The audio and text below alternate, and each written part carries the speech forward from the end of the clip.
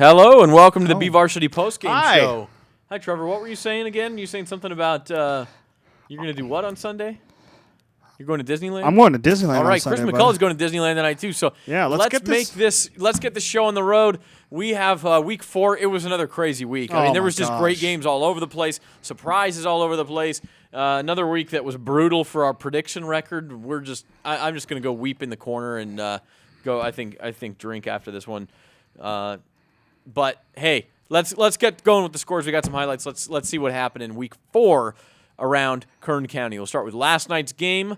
We brought this one to you live on Bakersfield.com. CHAMINADE takes out Bakersfield, number 3 in the section. Chaminade's number 12 in the state, 28-20. Great game out there at Memorial Stadium. I love that game a lot. I really did. And, you see the drillers, and that's a statement game after basically being down the last 2 years. That really is a statement game. Even in a loss, all along, as long as they stay close, we know they're good. And we'll talk about it. The section rankings right now are a complete mess, by the way. But we'll talk about that as we go on. Let's move forward into Friday night now.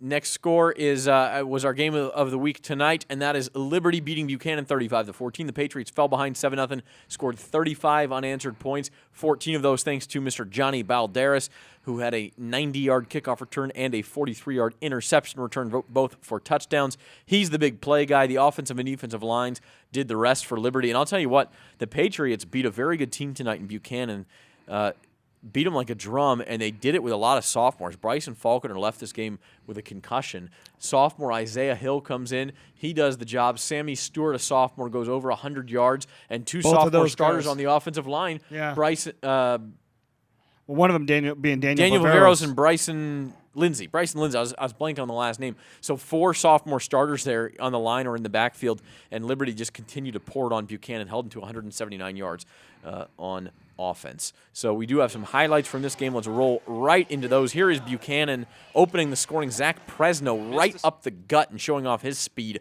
55 yards to pay dirt. That gave the Cougars a 7-0 lead. And Liberty, which remember lost 38-0 to Central last week. At that point, the defending D1 champions had given up 45 unanswered points at home. And the crowd was pretty quiet at that point. It's kind of like, what's going on here? But it wasn't quiet for long because the ensuing kickoff here, Johnny Balderas is going to let this kickoff bounce. Kind of thought twice about it, let it bounce, and then he is off to the races, up the middle, roams over to the left sideline. Nobody's going to catch him. He gets all the way into the end zone. Liberty missed this extra point, as I believe you're going to see here in a second. Josh Robertson on the extra point, doinking it off the right upright. One of the few down highlights here for Liberty tonight. So it hits the upright. It's no good. So Buchanan leads 7-6 at this point. But Buchanan goes for it on 4th down here on a fake punt. And they were stuffed. And so then here's the immaculate reception, the play of the night. Grant Bice going backwards here, somehow bouncing it all the way to the outside, gets a couple of blocks, and gets in on a play that could have been intercepted going the other way, then could have been a big loss, and instead it's a touchdown. That really changed the tone of the entire night. Makes it 12-7 Liberty. And then we're going to see the 2-point conversion attempt here. It's Bryson Falconer throwing to a wide-open Curtis Brown for the 2-point conversion. That made it 14-7. Big Kurt looks a little bit better at the fullback tight end position than he does at center, right? A little bit more of his style. He's got those good hands, too. Second half now, opening drive of the second half for Liberty. Sammy Stewart right up the middle. That made it 21-7 after the extra point. And at that point, Liberty really rolling because Buchanan couldn't get anything together on offense. And even though it's the third quarter still, you just don't think they're going to get anything else going. And then here's the backbreaker, the interception return touchdown by Johnny Balderas. A little fluttering pass, and Balderas knew what to do with it. Jumped the route, took over, and he is going the other way for 6. He stumbled kind of as he goes across the goal line there, but it still counts. Was that a stumble or was that like a half slide? I think he was trying to slide, and then he lost his footing a little bit and ended up not looking so hot there, but he'll take the 7 points. He'll take the pick 6 anytime. 28-7 Liberty at that point. Here's the icing on the cake. It is Sammy Stewart from 28 yards out with some physical running right up the middle, running right behind Grant Bice.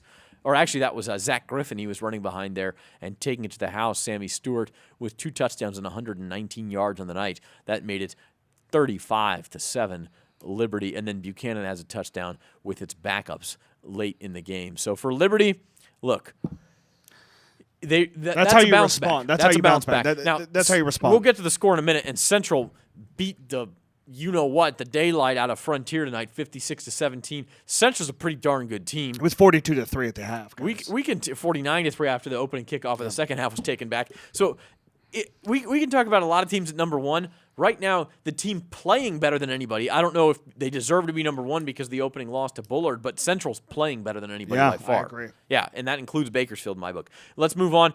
This is the game you were at, Trevor. We got some highlights of this one, too. Yeah, the final this one score, was 28-27, and just dramatic out the gate. yeah. I'll let you take the lead. Yeah, we'll go ahead and start with the highlights here. First, that's the second play of the game. That is Trey Lake finds the Alexander. touchdown. Yeah, Clayton Alexander for the second play of the game. And then down 7-0. Look at Nick Maiden picking it off there at the 16, rumbling, stumbling, gets into the end zone. Missed PAT it was blocked for Stockdale. So Clovis up 7-6 at this point. Three SWL teams missed their first PAT this week. Yeah, that's not the way you want to get things done in the league. And then here we go.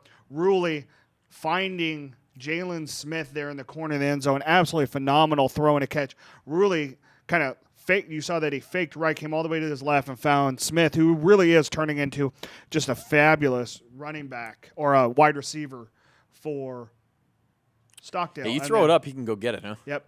And then here is Clovis coming back, another touchdown pass. Lake had 368 yards passing today.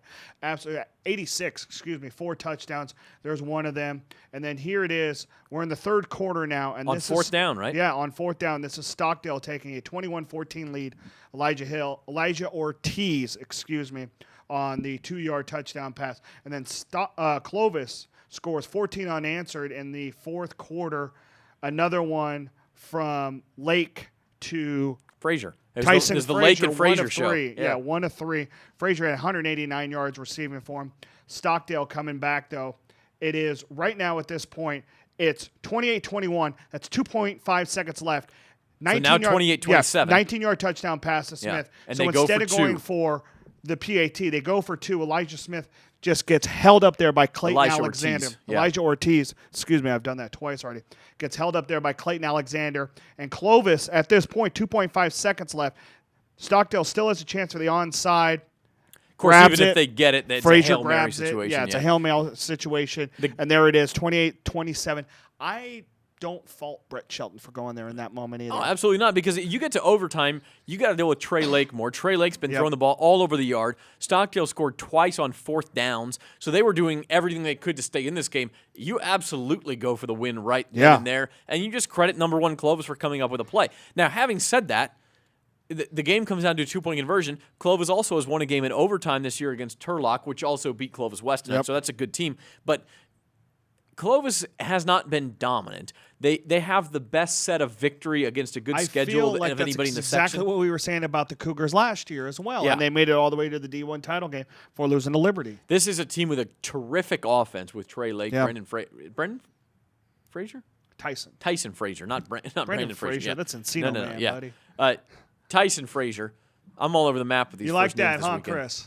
So Clovis wins by a point. They survive Stockdale. Look, Stockdale, I said yesterday they got to show me that they didn't win the game, but they showed me. This is a legitimate title contender in the Central section. Yeah, very much. And you got to put them right up there with Liberty and BHS with the SWYL only 2 weeks away. And Garces, too. Yeah, you got a four-headed monster. Frontier and Centennial kind of trailing in the back right now, both one-win. They are also teams that are capable of beating one of those 4 teams and affecting the race. So let's keep an eye on that as we are a couple of weeks, 3 weeks away from league play now.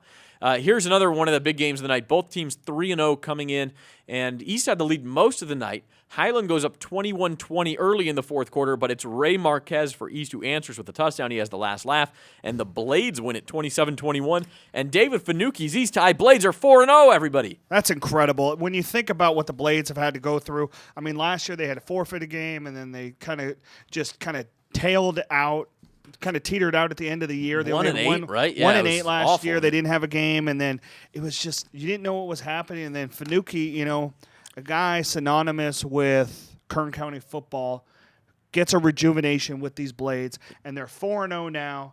And I mean, it's really they're the only 4-0 team in the county. Yeah, now. he's got the Blades. He's all alone. They're all alone on the map. Yeah, yeah. I mean, Yeah, Cesar Chavez has 3-0. They had a bye this week, but they're the only only other team. undefeated team, I believe, outside of 8-man Mojave to be undefeated in the county. So give it up for the East High Blades. Big win for Bakersfield Christian. This game was 7-7 for forever. I mean, for like 3/4 of the game. And then Jeremiah Foster got going, caught about a 15-yard touchdown pass with 39 seconds left to lead BCHS to a win. 2 touchdown passes and 2 interceptions for Jeremiah Foster tonight. Give it up for him. I'm telling you, dude, Jeremiah Foster's got the grades. There's nothing wrong with him whatsoever in the classroom. Why he isn't getting huge looks right now? At 6'5", 200 pounds, 3-sport athlete. He was a section champ in the high jump. He's a basketball player with quick. I mean, he's such a phenomenal athlete in 3 sports, and he's just showing his will this year as a receiver. We have a great photo in tomorrow's Californian on page D3 of Jeremiah Foster coming down with a catch in traffic. And with about 3 TEHACHAPI defenders draped all over him, hitting him, doing everything they can to jar that ball loose. He had several of those against Garces. This guy makes tough catches in traffic. So Jeremiah Foster, certainly a candidate, I would say, at this point for BVarsity Player of the Year. The guy does everything for BCHS, and the sophomore QB, Braden Wingle, is the one who's getting it to him. So BCHS is 3-1 against a tough schedule. The Eagles look like wow, he is triple covered. Bona fide title contenders. TEHACHAPI 0-3. Well, look, they got to get 5 more wins for Steve Denman to get 300. They got 7 chances left. The schedule does lighten up just a little bit. It may come down to that regular season finale at home against West. Could be. Yeah, could be. We don't know. Or a playoff game, perhaps. But anyway, TEHACHAPI 0-3, unfamiliar territory for the Warriors. Yep. Moving on, we talked about the Central Grizzlies. Oh, boy. 42-3 at halftime, 49-3 right after halftime. It was 56-3 before Frontier responded late with a couple of sort of cosmetic touchdowns. They ran into a buzzsaw in the Central Grizzlies, and Central's got it rolling. 97-17 the last 2 weeks against Liberty and Frontier. And Central comes in next week to Bakersfield again to take on Ridgeview. Can the Wolfpack slow that offense down? We will find out. That's our BVarsity Live game of the week. You're darn right it is. Yeah, that's going to be a fun one, Ridgeview and Central. Also up north in Fresno, Bullard really controlled this game. It wasn't a lopsided game throughout. I think it was 14-0 at halftime, but Centennial couldn't get anything going offensively. Bullard rocking a very good defense. Their only losses are to Clovis and to Buchanan, and they've beat Central. So this is another team. What do you do? Okay, Central's has beaten Liberty. Liberty's beaten Buchanan. Buchanan's beaten Bullard. Clovis is undefeated, but they haven't been impressive. What do? Bakersfield has a loss, but to the number 12 team in the state, it's a mess, and I pity the guy who has to do the rankings. Oh, that's me. Oh, yeah. Okay. Well, and you look at it, too. Here's Will Alexander, 2 of 9, 20 yards, 3 interceptions. They got to find a quarterback. And Cole Beatty, 1 of 8 Got to find a quarterback, yeah. Yeah. Okay. Independence, struggling on offense. South, great on defense for 3 weeks. So why not? Independence scores 49 points against South. Holy cow. Who didn't see that coming? Everybody didn't see that coming. Give it up for the Falcons. Junior Lehman with a huge night. Junior Lehman, 112 yards passing. 6 of 7, right? Yeah, 6 of 7, and 70 yards on the ground. Yep, absolutely incredible. Found his brother for 1 catch, but it was Young with 5 catches for 86 yards. I love this McThrow 80-yard pass from Harris. That's 4 weeks in a row now I've referenced that, Zach. And South High had some big numbers too with Aries Harris 239 yards, but South could not get away from mistakes in this game and give it up for Independence, a much-needed win. And Independence, a team that just has been waiting for that breakout game, and finally they needed that badly. Yep. And speaking of needing wins, Golden Valley gets its first win, 36-12 over Shafter.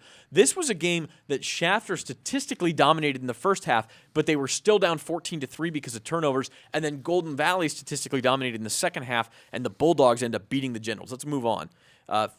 Another team getting its first win. Congratulations to Derek Dunham and the West High Vikings. Yep. What a win here for the second straight week, a back-and-forth game for Foothill, and they come out on the short end of the stick, 29-26 for the Vikings. Miramonte. Well, and there was also a block punt return for a touchdown by Villegas late in the game for Foothill, and that brought them within 3, but West able to hold it out. Miramonte beating ARVIN 26-21. They led most of the night and hold on a late safety sealing the deal for Miramonte. Listen to this one. Jermaine Adams, 4 touchdowns.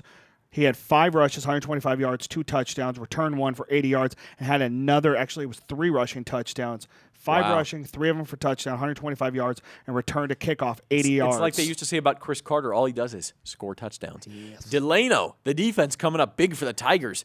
They almost whitewashed North 28-7. And I want to say North's only TD was defensive, if I'm remembering correctly. So DELANO, another team getting his first win. How cool is that? A lot of teams off the winless radar. Moving on. KERMAN all over Kennedy. Oh, KERMAN's a good team. And it was not that close. It was 49-14 at one point, I believe, and it was just the Lions, a good team in Division 4. Kind of blowout losses for Kennedy, and I understand that They're Dennis Moody wanting to play up, and I like that, and and I think they're going to do a lot of things. But over the last few years, they've had 6 wins, 7 wins, 8 wins, so right around there going into the playoffs, Yeah. and then they hit that D6 caliber, but. I don't know what Kennedy's rules are, but, I mean, you look at the SSL. Will they get to 5 wins? Well, we will see about that. Speaking of scoring a lot of points, WASCO all over McLean. The Tigers are another undefeated team, 3-0. And how about scoring a lot of points? How about this one? Holy 70-35. smokes. Did you have the over-under of 104 because it still went over? Taft with 70, Exeter with 35. Oh, do we have Robert Cosin's numbers? I got to see Robert Cosin's numbers. I don't think we have them yet, but we're going to find them from Cosin. That's a big You know win what? for Friday Taft. Night Rewind, you will definitely see that in there in Sunday's paper. Kern Valley, McFarland, a good game up in Lake Isabella, and the Bronx get the win, 32-27. Another game. If you had the over-under of 100, it still went 112, it still went way over. 63-48. And another county team getting their first win of the year. The Desert Scorpions thumping Lancaster with 63 points. Rosamond beating Desert Christian. The Roadrunners are 3-1 in the High Desert League. Paraclete all over Burroughs. Burroughs a couple of big wins to start the year, but now 2-2. That was a really, probably one of the better 0-3 teams. In the state. In the state. Paraclete winning 49-27. Boron beats Rio Hondo Prep 20-13. That's a great win for Boron. Why has nobody changed that? I made that mistake like a week ago. Well, why didn't you change it? Why didn't you change it? I'm busy covering it's Rio games Toyota Prep, Rio Ford Prep. No, it's Rio Hondo Prep, and Boron beats them 20-13. I drive in Accord. And how about the Fraser Mountain Falcons, everybody? Moved down to 8-man football. Had to forfeit a game. A couple years ago, they had to keep the program on life support by doing fundraisers and stuff. That's a good feeling. They beat Maricopa, and they beat them big, 38-15. I'll tell you what, in 8-man football, they got a chance to make some noise. Yeah. Mojave, all over Sun Valley, 63-0. And that's all we got. That's all we got for you. Tomorrow night, actually, we do have a game tomorrow night. We have the Holy Bowl tomorrow The Holy Bowl, number 13, San Joaquin Memorial, at number 16, Garces. Memorial 3-0, Garces 2-1. Big battle tomorrow. Real quick, a couple of scores from around the section. We talked about, it wasn't Turtle Rock, I'm sorry, it was Rockland that beat Clovis West 28-27. That's a good team. That's a good Sunnyside 50, Clovis East nothing. When was the last time a Clovis Unified team lost by 50 points to Sunnyside? I'll bet it's never happened. Clovis North beats Edison 27-21. How about this score? Sanger 55, Lemoore 0. With all due respect to Ridgeview, Sanger is your Division II favorite right now. Yep. What else? Chowchilla holds off CVC 42-35. It was Redwood beating Tulare Western in a big Division III game, 27-26. And that's just about going to do it for us, I think. Zach, Again, your biggest takeaway from tonight? Tomorrow night. You know what? My biggest takeaway, Liberty looked good. Stockdale is for real. We know that. But I'm going to go kind of down the board. I'll let you talk about those games. How many teams come up with their first win? Good for Independence. 49 points. Finally got the breakthrough they wanted. We'll see where they can go from here. West High, good for you, getting your first win. Fraser Mountain, I feel really good for. MIRA gets its first win. So many teams getting their first victory of the year tonight. And the East High Blades, 4-0, baby. You killed me. That was my all right. That was my big takeaway is David Fanucci and the Blades. But I will kind of go back. Stockdale. I'm a Brett Shelton fan. I really am. I think the guy is a great football coach, and I think that he's really got that team kind of buying into his mentality of really kind of just going for it all or nothing. Let me tell you. They did. Yeah, on that note, and we can end with this. Okay, Clovis won the game by 1 point. Brett Shelton might have won the war with his guys because you have guys who will go fight for you every week when you prove that you're willing to, yeah, you know what? We're going to go win the game. Let's go win the game. That's the attitude, and that's the attitude he's instilling in that program. Yep. And they may lose a couple more games this year. We don't know. But the fact of the matter is they are going to be a tough out for anybody. And that's Stockdale, and they're one of the teams of the night for me, even in a losing Well, there are effort. 3 wins right now. They're at West next week. They open up SWYL in 3 weeks at Centennial. You got to figure that they're favorites in both of those. So, boom, right there. There's your 5th win. And, you know, that's Stockdale's thing is you got to be 500 or better. And if they get in and they get into the playoffs, it's going to be – once they get into the playoffs, as long as they have that 5th win, and it's inevitable, I believe, at this point. Well, you know, they'll be favored to win over Centennial and Frontier, and they'll get there one way or the other. They'll I would get there think. one way or Yeah, another, and against a it'll be tough really schedule. good to kind of see what Stockdale playoff football look like. But I like it, and I really do like the bounce back for Liberty after that devastating 38-0 loss last week. Yeah, and absolutely. You know, and the thing about Brian Nixon is we always talked about the sophomores, and they both came up big, and all four of them came up big tonight. And you look at how much you lost last year with Love and with Hubble and with Jounty, and then boom, let's bring in the next class. That is a program, and they've got work to do if they're going to catch back up the Central, which walloped them last week, but Liberty back on track. So an eventful week 4. It's not over yet. We got the Holy Bowl tomorrow. You'll be there. Highlights, updates on the BVarsity Live Twitter feed, so follow along there. Dude, I got water polo coverage tomorrow. That's right, the Holy Bowl water polo. All the coverage in tomorrow's California, and then Sunday as well in your Friday Night Rewind, and, of course, the game story from Garces and Memorial. Hey, I want to give it up for Chris McCullough. He's working hard tonight. He's got to drive down to Disneyland tonight. Happy birthday to your boy, Chris. Get yourself a Red Bull, Chris, and make it happen, man. All the way into – where are you staying down in Anaheim? Right across from Disneyland. He's going to be up and at him at 9 o'clock in the morning with his boy. That's a good dad right there. So shout out to Chris McCullough. John Hornberg's out there. Hi, John. He's Trevor Horn. I'm Zach Ewing. We'll see you next week, everybody.